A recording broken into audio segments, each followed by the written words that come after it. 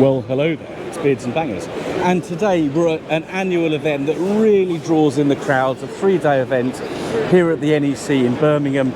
Yes, we're at Lancaster Insurance's Classic Motor Show 2024.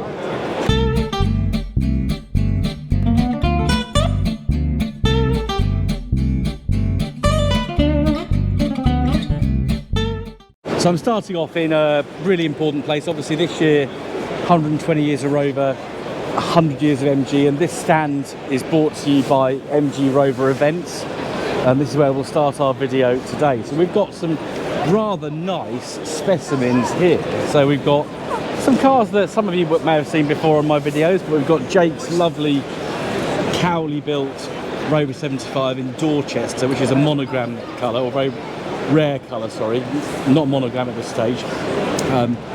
Beautiful car, aubergine interior. We've got lots of people flocking around it because the Rover 75 is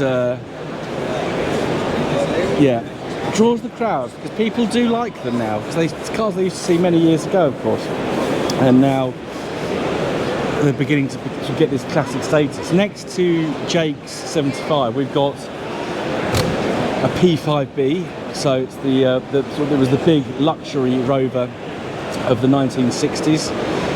First one to use the Buick-derived V8 engine, and this one's in particularly nice condition. It's got an old English white. We've got a bit of a white wall on the tyres as well. Really, really, really stunning car. You can check out Jasmine's Instagram, which I'll put a link to down below because I can't quite remember the actual handle. But yeah, really, really nice looking car. Jasmine's got a really nice fleet of cars actually. Next to Jasmine's P5B, we've got Joe's MGF in trophy blue, very stunning. It's a trophy F SE, so it's a later MGF. Tell that by the wheels. Got the 4-pot calipers, immaculate, absolutely stunning paintwork. Really, really deep colour. Lots of little teddy bears and knickknacks in there, but yeah, very well looked after. I know Joe spends a lot of time and effort looking after this car. And then next to that, another car that is certainly familiar to me, but maybe not probably quite familiar to you guys. We've got Joe's SD1 V8 twin plenum, so it's the Vitesse. So this was the one that the police use very heavily. But yeah, there's that lovely Buick-derived V8, which of course Rover really took that engine and absolutely improved it and developed it over the years. And it was only discontinued from use in the early 2000s. So it started off as a 3.5 litre V8. I think it ended up at 4.4 in some of the Range Rovers. And then we've got the Great British Car Journeys MG Montego 2-litre injection, which is quite it's very nice to sit in. It's very sporty feeling, lovely smell, very distinctive aroma this car inside. Yeah, and I do like it a lot. So, and the guys have got to ship this back on a trailer tomorrow. Lots of merch for MG Rover Events as well. So we've got some decollage. We've also got plenty of merchandise as well. So if you Google these guys or look on Facebook, you can get this merch quite easily. So do check out MG Rover Events. Very, very important that you do that if you're an MG fan. We've got modern MGs here as well, so they're not excluded. So we've got an MG3. This one's in quite a nice colour actually. So this is Jake Stafford's, and it's now obviously they're the Mark 1s, because there is now a Mark 2 MG3. We've got an SD3, so this is a 216 Vanden Plas owned by Chris Langford. So I'm sure you won't mind if I just open those locks. Yeah, full leather interior. These cars do like to rust, but this one's well looked after, and it's quite a stunning thing. And we've also got an MG Metro here as well. Don't know who owns this one, but we've got a nice little collection of MGs and Rovers to start off our viewing of this car show. So next to Rover 120, MG 100, we've got the Princesses. So we've got 3 wedges all lined up here. This is an Austin, so these are actual Austin Princesses or Leyland Princesses. So that's a Morris one. So quite a rare sight these days to see the Princess. See even less ambassadors, but yeah, they're a car that I do quite design, I have to be honest. I quite like them a lot. Then next to those guys, we've got the MGF register. So we've got a bevy of MGFs all lined up. So MGFs and TFs as well. So we can see a difference in our features there. So we've got the kind of quite sad face of the MGF, and then we've got the very slightly more aggressive face of the MGTF next to it. And that's probably an LE500 on that registration. That's a much later car. What did catch my eye earlier was this kind of burnished orange. I think it's burnished orange. No, volcano pearlescence. That's a really rare colour. This is quite an early MGF. So it's yeah, nice. That's gorgeous colour. Really striking. It's very clean as well. It belies the fact the car is nearly 30 years old. We've got an MGB in Old English white with lots of people around it. We've got Tom's MGTF as well. So we've got a nice little selection of those cars, and then we're into the branches of the MG Car Club now. So now Austin's ZR, we will bring you a video on at some point. But this 3 weeks ago, this car wasn't looking like this because the front bumper had some damage. The back hadn't been painted, but it's all come back together just in time for the NEC. So well done to TP Smart Repairs and Austin for getting the car back looking how it should. But yeah, the paintwork on this rear, which is where it's been painted, is simply stunning. So Austin's rebadged it. But yeah, you wouldn't know that's had paint, and that just looks absolutely stunning. Obviously it's on lowering springs. It's, you know, slightly modified. It's a 1.4, but it's got some hot cams and various other things as well. So well done to those guys, because they've got it looking rather nice. Now this car's almost famous because it's obviously been on Furious Driving fairly recently. So we've got Scott Biddlecombe's Sprintex supercharged MG ZS. Would have been a 180 because obviously KV6. But now it's putting out, I think, about 230, 240 brake horsepower. The ZS 180s are fun to drive as it is, but just that extra little bit of power is going to make it seriously good. And these are the best handling of the Zs. I think that's probably a consensus around that now. But isn't it lovely in biomorphic green as well? And then we've got something a little bit different here. So this is something that I think retro sports cars have made, and it's a ZS 260. So it's got the ZT 260, not ZS. Getting confused. So it's got the V8 engine. Obviously, this one's got some little trick bits in it. Yeah, but Chris Flanagan of Retro Sports Cars has taken the ZT 260 and made it into a coupe with some interesting 19-inch wheels, bit of a body kit going on. Absolutely stunning colour. It's glorious colour. But this is what MG Rover could have done, perhaps. But isn't it lovely? Isn't it rare? So I don't think Chris is around to chat to, but yeah, so interior's pretty standard at the front, but obviously you've got a little bit less room at the back because it's been modified and chopped. But yeah, isn't that a great concept? So I think last year we saw the grey, the 75 convertible in Tempest Grey that someone had done. But this is really nice. It's the first time I've seen this one. MGBs, of course. And we've got Mike Fernie's rather nice Glacier White ZS 180. That's quite a stunning thing. Let's have a little look at it from the side. It really pops. I mean, white cars can be quite nondescript, but Glacier is obviously a bit different because you've got a bit of a pearlescent in it. But Mike of Drive Tribe, Mike Fernie, this is his car, and it looks stunning. It really is absolutely lovely. We've got another, is this F or a TF? It's an F. Little F down here. And we've got Retro Sports Cars stand. So here with a couple of SVRs.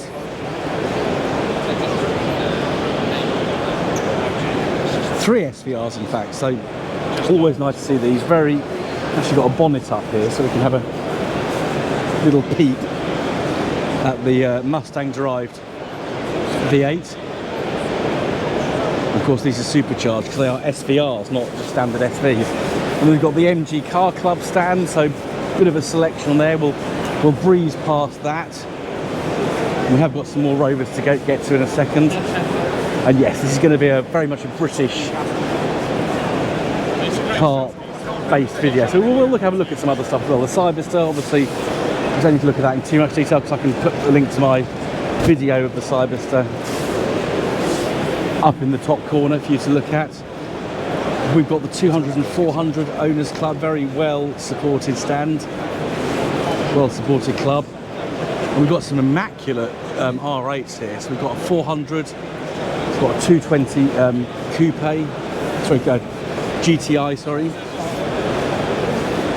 So the two-door, and we've got the cabriolet. So yeah, really good selection. What's over here that I know was here, and what I have to home on is the very rare Rover 420 GSI Tourer. So it's got the T-Series engine up front in the naturally aspirated form, but that's quite enough. It's still 136 brake horsepower, which for a mid-90s car is going some. But yeah, I think I've seen this one before, but yeah, rare car. Really, this is really nice actually in this colour. The Rover Coupe Owners Club are here. They're again a very popular, very active club. So lots of Tomcats and Rover Coupes here. It's always quite challenging filming at the NEC because it is busy, and you've got a number of cars to look at, but also people to avoid. So we've been there. We've got the 800 and 600 club. So they've got a lovely coupe here, which you don't see that many of. So it's the two-door Rover 800. Just chatted to Dan Hooper actually for NG Rover events about what looks better, the fastback or the coupe. I like the coupe personally, and that colour is just stunning. That's a very clean example. British Racing Green fastback next to it. And that looks pretty clean. And then we've got Alex's. We know Alex, so he's an Aylesbury lad. So we've got Alex's gold.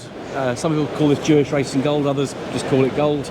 623 GSI manual, so very rare specification. We've got loads of Metros here today. I will show you a very low mileage Metro in a bit. It's over on the auction side of things. But yeah, the MG, the basic Metros are lovely, but the MG Metros are just something else. Yeah, really nice looking things. And of course, this being the 40th anniversary of the Montego, we've got a little selection of Montegos here. So we've got this brown one with those lovely lattice wheels. We've got one that's got a bit of patina on it. It looks like it's been dragged through a hedge a few times.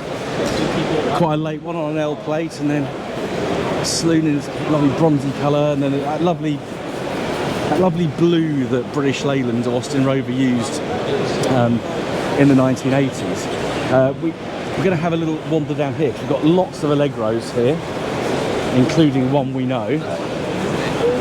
So that's a modified Allegro. That's a K series powered Allegro. So that's how you get a K series into an Allegro. It looks like a 1.8 turbo conversion, that one. We've got like a rally prepared Allegro here with probably something more period correct engine under there. But here's a channel we know and a car we know. It's Alex's Allegro, so Alex of Assets. So here's her Allegro Peggy, in resplendent in orange. But there's no Alex to chat to, unfortunately, so we'll have to try and we'll collar her later on. Ramey's over there, but there's no Alex. Then we've got the Allegro Estate in a lovely brown colour. I'm gravitating slowly towards the Land Rover section because that's something I really want to focus in on. We've got some Maxis, so the Maxis are here, 4 of them in force. But then we've got the sort of Land Rover section, so we've got the Range Rover and Land Rovers all together. So we've got very early Freelander. I think I recognise this one. I forget the name of the chap who owns it, but it's very early. I think this is a very early K series powered Freelander. We've got Freelander 2, and we've got another Freelander one, very early again. We have a little wander through here. We've got some disco. So G526 WAC. So G-WAC is a very early discovery. So probably one of the press cars. I think these are the desirable ones that people want, the G-WACs. So there's our Land Rover Discovery 1. Got another one next to it.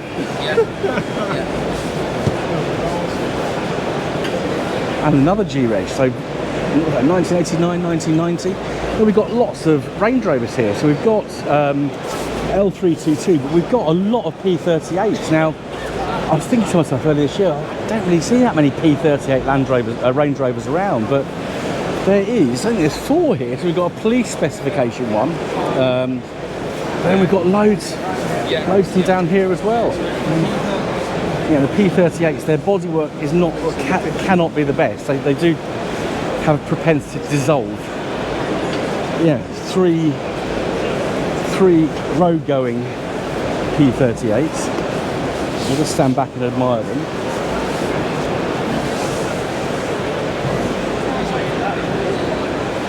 Yeah, that's nice to see those. And then we've got the Land Rover Series 2 Club, so we're getting older and older. So we've got this absolutely mint example here, Series 2A, very, very clean. Some of these cars have had a lot of time and money spent on them. And then a car that should be fairly familiar, it's the cover photo of my Facebook group. It's Adrian Fell of AJF Motor Engineers Land Rover Fire Engine, so Series 2 Land Rover Fire Engine. Quite nice the way they've laid the stand out, because we can have a look at what this vehicle would have looked like when it came out the factory. But yeah, so this was owned by Hazel, Watson and Viney, which, for those who don't know, if you know Aylesbury, you'll know what Hazel, Watson and Viney is, but they were a big print firm, very big employer of Aylesbury, and they were that big, they had that much real estate to look after, they had their own fire brigade. And Adrian's dad, Lee's, who I know quite well as well, he was one of the volunteer firemen. So finally got this car on video for a bit. We just need to convince Adrian to drive it for us in the video next. But if we go over here to this grey Series 2, I thread my way through here. This is what that vehicle, so Adrian's fire engine, would look like when it came out the factory. It's had a hell of a lot spent on it. Normally people are crying. And it's, yeah, lovely. I love the grey colour. If that was a modern car, if that was a Hyundai or a BMW, I'd go, I hate that colour, it's nondescript. But on this Land Rover, it works. And then we've got loads more 2s and 2As all around us. So, really impressive stands they've got here. And they've all got things up on ramps as well, just to make it really short wheelbase there. Just to make it look realistic, as if they would do off-road. Yeah, this is quite unusual, the 4 eyes. So they've got the sort of the lights in the normal position in the centre, which you get on the 1s, 2s and 2As. But it's got additional spotlight lamps in the position where they are on the later Land Rover Defenders. So V6 as well. So the other unusual thing with this is it's a V6. So that's a conversion, I would say, because it's got EFI written on it. So that's a much later engine. And what V6 is it? Is it Ford V6? So that's slightly that's actually an acceptable thing to do, because of course Ford owned Land Rover for many years. That's why the Range Rover P38s have got the P classification, because P's a Ford model code. So that's the Series 2 Club. Yeah, really nice to get Adrian's on video. But then we've got the ex-military Land Rovers here, and we'll go around to, so we've got one here, it's obviously a sort of an Iraq War get-up. We then got the Series 1 Owners Club. Now, we used to have one of these, and these things are an absolute, I wouldn't say hoots to drive, they're certainly challenging to drive, but yeah, really basic. Yeah, the Land Rover's definitely got easiest drivers, they got newer. Yeah, massive gate on the gear change. This one's got a bit of patina, or no patina, because it's back to aluminium completely. Aren't they lovely? I really love Series 1. There's something very cute about them. That looks like a lightweight. And we've got another one round here. So this is, yeah, really early really early Land Rovers. Aren't they gorgeous? But then there's this. We've got Monty. So Monty is a Land Rover forward control. I'll have to get back so we can see what forward control means. So forward control, because basically our steering wheel and all our kind of gubbins is ahead of the front axle, so that's why it's called a forward control. So this is an ex-military Land Rover forward control, and it's been converted into a hearse. Now I know this is, you know, obviously a serious somber thing, hearses, but you can actually plan your funeral to have your coffin carried on this, and it's got speakers. It's like an all-in-one funeral wagon, hearse. That's the word. But isn't it just a great idea? And the company, so Mawson's Funeral Hire, have actually got a series of or a range of classic cars that have been turned into hearses. So if you are a classic car nut and your final wishes are to have your coffin or your funeral procession with a classic car, you can get in touch with Mawson's Funeral Hire, obviously a local company to Birmingham, with their Birmingham phone number. But there they are.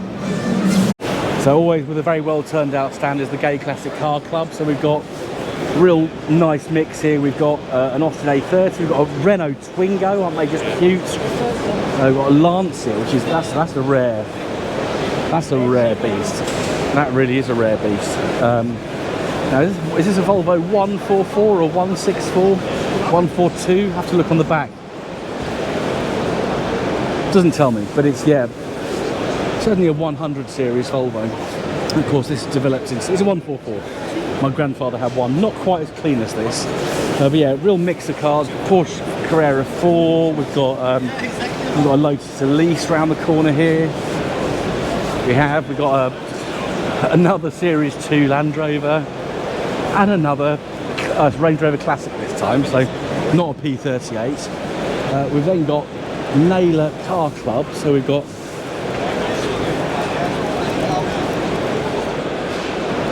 some Naylors, so TF 1700, so very much MGTF styled, but with a very interesting sort of pearlescent paint. Another Naylor TF, yeah, so very, very much along lines. I probably could actually stand and read a bit more about Naylors, but I've got a lot of cars to get around. But quite a nice looking thing. Back to the Metros, we've already been. Oh no, we haven't seen these. Yes, we have. Oh, this is the trouble with NEC. You go round in circles and get completely lost. Tony's BRM greets us as we get round this corner. We've seen this car before. We love our BRMs, and we've got another. This is a WOM, so it's a press car. So one of the earliest BRMs. So he's got two cars here this year, but aren't they two lovely examples? So it just makes me want to get on with getting Bram sorted out. Let's have a little wander down here. We've got some MG Oxygen Car Club, so lots of T's and P's and other dear little MG sports cars. And then we've got the pride of ownership area. So this is a big old section. Let's have a wander around some of the cars. I think Joseph Lloyd's probably going to do a far more comprehensive guide to the show than I am. But yeah, Peugeot 106 Rally, Porsche Boxster S, Paul Clapperson. So we knew this one was going to be here in this lovely, what do you call it, aquamarine or turquoise colour. That really is quite a stunning looking thing. Yeah, I need to get myself out in one of these. I haven't driven a Boxster for a number of years, obviously well before I started doing YouTube. So yeah, we'll definitely need to get out in one of these at some point. But that's very, very well turned out. Late rubber bumpered midget. And then what's this next to it? This is quite an interesting thing.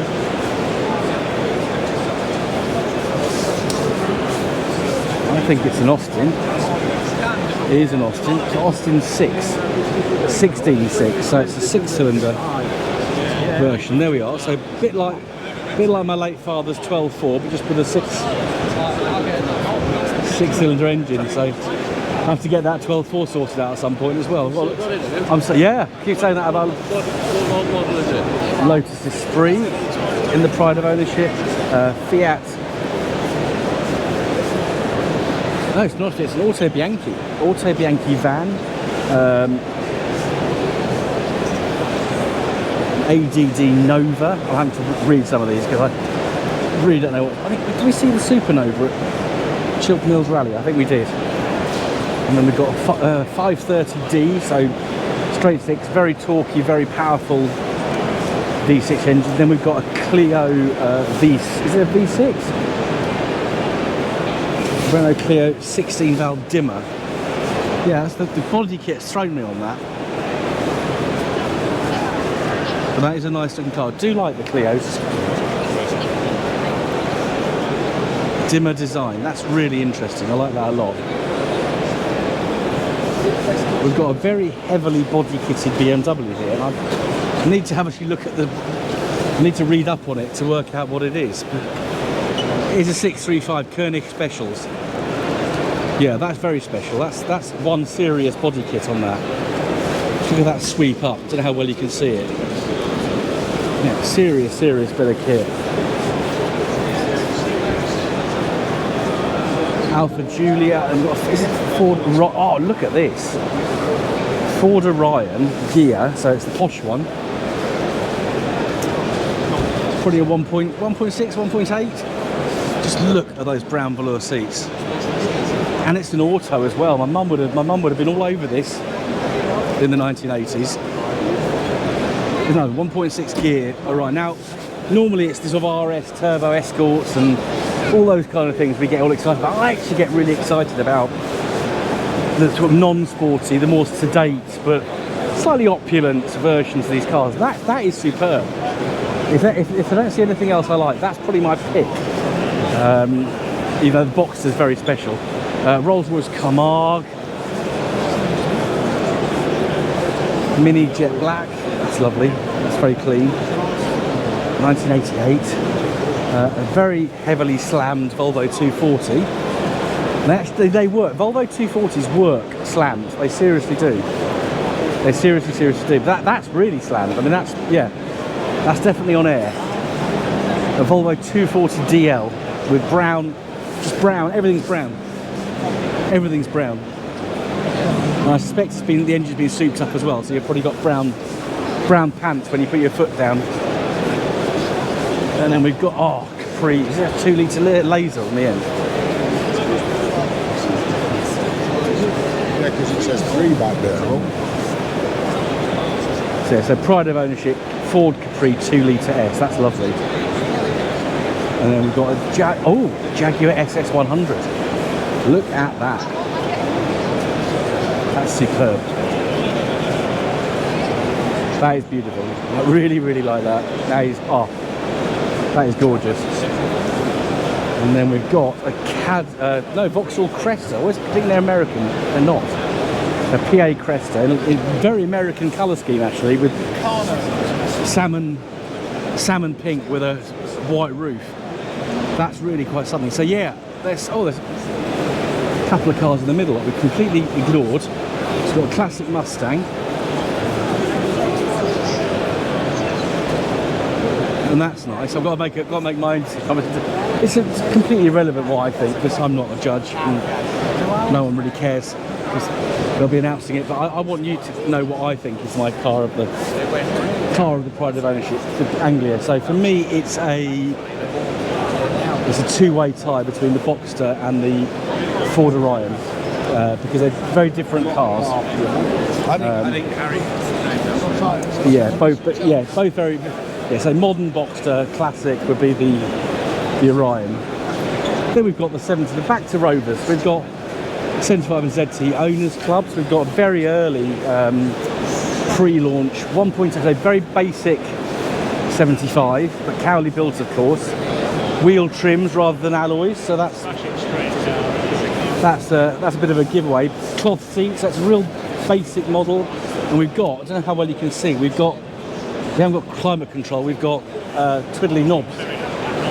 So yes, that's quite something. That's quite an important car. pre-launch 1.8 Club 75 with wheel trims. Very, very basic, but very, very important, this car. Excuse me. We've got some more Cowley built lovely. So British Racing Green diesel one. And then we've got a Moonstone. This is probably my favourite 75 of all. So Moonstone Green 75 V6. I don't know if it's a 2 litre or a 2.5, but aubergine interior, electric seats, absolutely gorgeous. Moonstone Green, Cowley built, aubergine interior, Rover luggage rack on the back as well. Wow, I've not seen this car before. I don't think I've seen this car before. I'd remember if I had, because that's 5-button dash. Oh, something's being opened up here, so.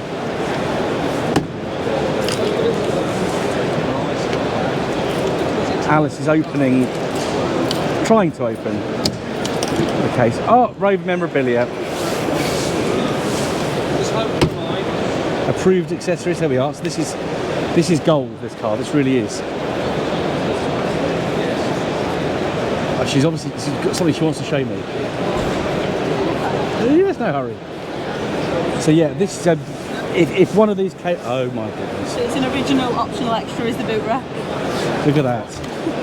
So this is way before Project Drive. This is when, you know, Rovers were opulent cars. You know, they were a luxury car. You know, you had to be fairly, you know, in the 1930s, 40s, 50s, 60s, you had to be fairly well off to own a Rover. Obviously things cheapened a lot in the 1980s as car ownership increased.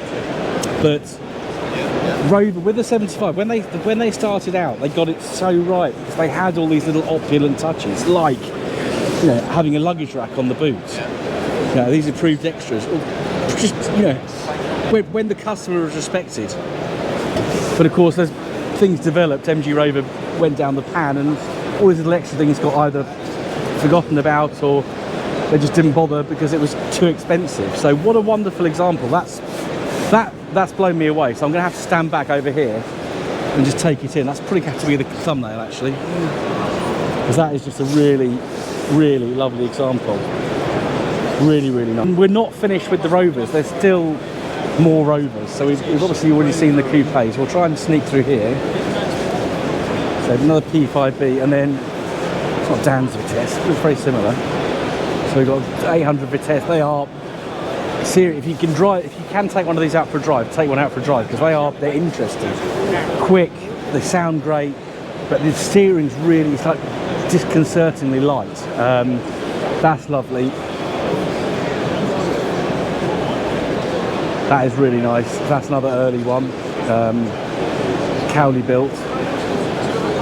P6. So this is the last of the P designated Rovers. I spin round. We've got so much to look at. This is the car my dad had. This was the 3 litre. So we've got a load of P5B, sorry, here. So sort of damson colour with a grey roof. And we've got the P5B Coupe. I do like these. These are a favourite.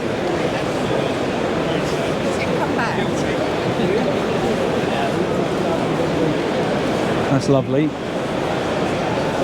And it's getting busy in here now. So why I'm glad I started videoing when I did, but this is why I'm not going to do the whole thing. It's difficult filming in here. So keep going around these Rovers here. So we've got some Auntie Rovers over there. These are interesting cars. Rochdale Olympics, that's it. Yeah, they're rare. So we've got some various SD1s. Now the car's not £5, there's a calendar of only £5. There's an avocado green with that very strange badge that some of them have. Not strange, but it's a different badge. We've got a turbo, V8 turbo, that one, that's a special. That's a twin plenum injection SD1, so nice and quick. Yeah, we've got a couple of P4s, so we've got Rover 100s, that's a 6-cylinder variant. That's nice. But I do think the The P4s look really good in two-tone. It just really works with them. Then we've got a Rover, is this an 8? Rover 10. Rover 10 Coupe. They're nice looking cars. I think there's a black one at our photo shoot at Sunday Castle a little while ago. Yes, really good representation for Overstone. More P6s over here. Subject. That's 3,500 S. That's the one I'd like to get if I was to get another one. That is the one that I would try and collar. And then a more damsel coloured one there, copper leaf red. So copper leaf, it was a late 90s, early 2000s Rover 75 colour. So it was used more than once, that colour. But here's for me the holy grail. We've got a 2200 TC, so twin carb. Now that if I could find one of these, I would be very happy. Recent recommission, dry store from 1992, sorry. Then another 3,500 S. Beautiful, lovely cars. Mustn't spend too long looking at them, otherwise I will be on eBay when I get home later on. More P6s. P6 on mini lights, kind of rally prepared. And then I think we're into the cars for sale, which I do not go around. I do not go around cars for sale. Not of these things. I'd rather look at the cars that people actually own and have been invited to bring here. So nothing against them, but there's plenty. These cars get plenty of publicity, even though there is some very. Oh, that E39 BMW is very tempting though. Look at that. No, it's not an E30. It's a 7 Series. Ooh, that's nice. So there is other stuff here as well. We've got lots of Izettas. It's always very nice to see the little BMW Izettas, and we got some. I think we got these Messerschmitts. We've got some Messerschmitt bubble cars as well. These things are cool. And this car and driver were here at the first show at the NEC 40 years ago, so that's quite something. Not just cars, we've got massive trade area as well, so there's sort of automotive stuff, other stuff as well, the usual pick and mix sweets that are tremendously expensive. Got some Bonds, the Bond micro car, mini cars, very snazzy little things. Got the Reliant Small Sports, the SS Club here, and then we've got actual full-size Scimitar SE6. It's something. Oh, that's a Brian James trailer. She's demonstrating there. Classic transportation. And then we're into all. What's this? All 4 is it now? So massive auto jumble. Lots of bits and bobs. So ratchet straps, all the things you might need, especially if you break down as you're trying to leave the NEC, which people do. That's quite a popular pastime, I've heard. Then we're into Hall 2, where we've got slightly higher end cars, it's fair to say. So, for example, this Mercedes 190 Cosworth. And lots of Jaguar XKs, so XK 120, 140, 150, and an E-Type as well, plus a chassis. That's interesting. So the Jaguar XK chassis, isn't that absolutely wonderful? And that enormous block on that engine, great big bell housing, and then a relatively small gearbox. Gilburns, they're rare beasties.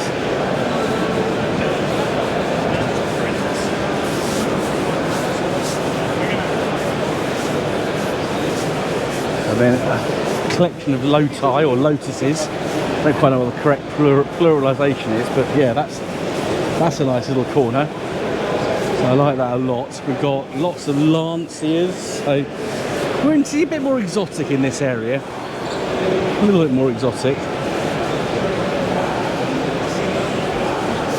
Talbots, rally cars, fantastic.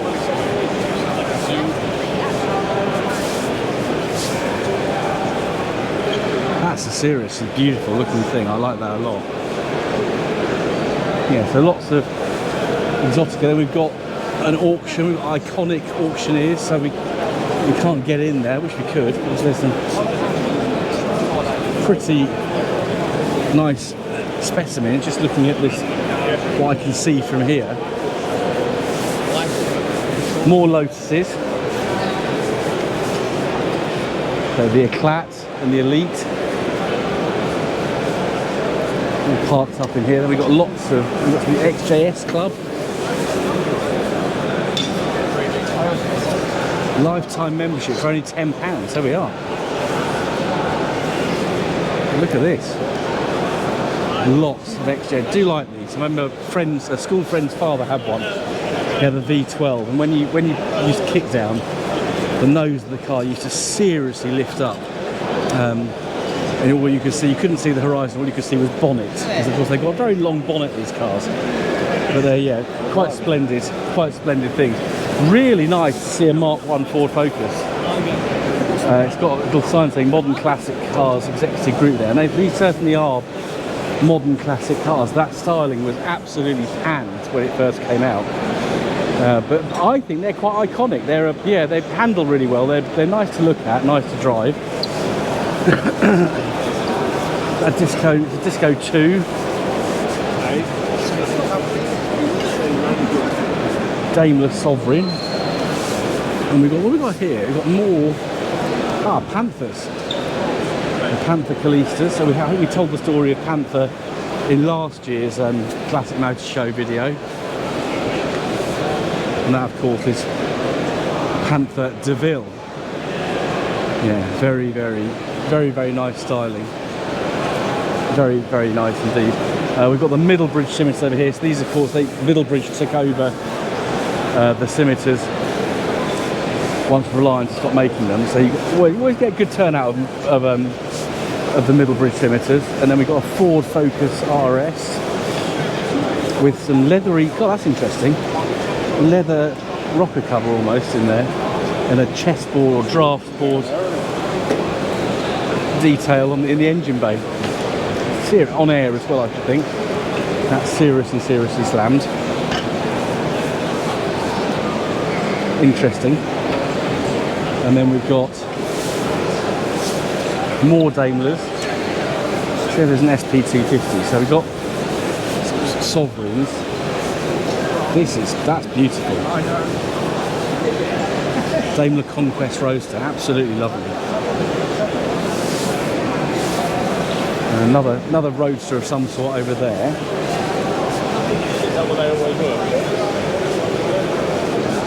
So we're getting a bit more commercial now in this area. There's a couple of interesting cars I want to have a look at. They're interesting to me anyway. So we've got a Vauxhall Calibra 4x4. Yes, these were quite these were quite something when they were new. And I don't know much about Vauxhall Classic. Yeah, they're definitely they should be a modern classic, that's for sure. And then we've got a Mazda MX-5 type affair here. I'm not quite sure what's in this area. That's all food. So Hall 1, you've got more trade stands, so it's less about people's cars, but more about the people behind the scenes, the likes of Rimmer Brothers, the likes of Footman James, insurance companies. Mass shout to Footman James because they do me some good deals on some of my cars. But yeah, there's a few bits and bobs in there as well. We're not going to have a wander around there, 'cause I'm sure others will go around the cars in there, but we shall head back to see our Rovers. Wandered back and found some big Healey's, which I always have to stop by because I just drool over these things. This is the one I'd have. This blue over kind of old English white, absolutely lovely. 100 grand. Yeah, I'll just go and look down the back of the sofa and sure I'll be able to find that. Recently restored. This has been restored this year. This Healey 3000 here. So yeah, gorgeous things. Oh, the cutaway. I do like a cutaway. And you can see the monocoque construction there. So obviously they moved away from the chassis, separate chassis at this point. That's gorgeous. Old English white also works on these 3000 Mark II. That's glorious. Yeah. Always nice to see big Heelys, just love the things.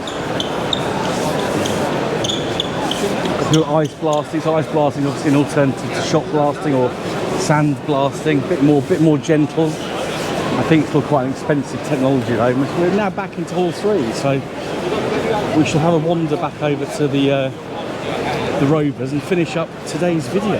Oh, Triumph TR4, lovely, very nice. Oh yes, I meant to come down here. I'm glad I've wandered. So this is the Classic Motor Hub where we were for the Smashing Pistons meet-up a few weeks ago. So I don't need to go around all these cars because they are in my video of that day. So I'll put a link up to that in the top right-hand corner as well. But it's great to see the Classic Motor Hub. I've got a stand here with some of their absolutely lovely specimens that they have. Another big Heelys, another 2 big Heelys, 3 big Heelys. And the Azelli. So Azelli is a Buckinghamshire company. They do tuning and rebuilds. Here's their MGB, which I love. I love the colour and I love what they've done to it. Yeah, so Fast Road MGB, absolutely gorgeous. And so I'm back to where we started at the MG Rover events, Rover 120 MG100 stand. Fantastic. What I've seen, I think I've probably missed out a haul, but I say others, especially Joseph Lloyd, will do far more comprehensive videos than I've just done. I've really focused on the Rovers, especially the stuff on the MG Rover events stand here. Just a reminder of what it looks like. But yeah, thank you for watching. If you don't already do so, please hit subscribe and the bell notification to be notified when I upload videos like this. Got some videos coming out fairly soon, various mixed content. Now I've got a couple more restoration projects to do, so the BRM, the ZR160, and also the Poseidon ZT and the Typhoon ZS. So I've got a fair bit of work to do over the coming, I was going to say months, but it's probably going to be more like years. So yeah, do hit me, do give me a subscribe just so you get notified of when those videos turn up. Don't forget to give us a thumbs up, share with your friends, drop a comment down below, and I'll see you again very soon on the next episode of Beards and Bangers. Thank you for inviting me, MG Rover Events. Goodbye.